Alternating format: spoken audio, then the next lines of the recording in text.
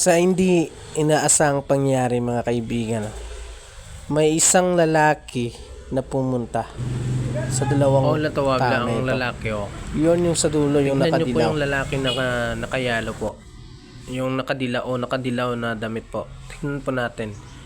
Parang dun sa malayo,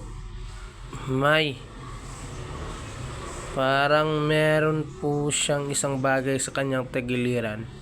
Tingnan. Habang po yung dalawang tao po ito, yung isang dalaga at yung lalaki na paupo, yun po, sa camera 1,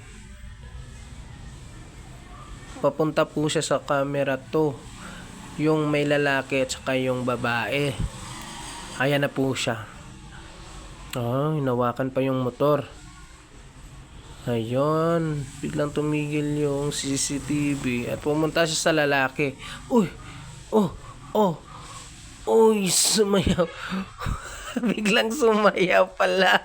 Ano nangyari? Nagulat yung lalaki. Tawang-tawa naman yung babae. Ayun.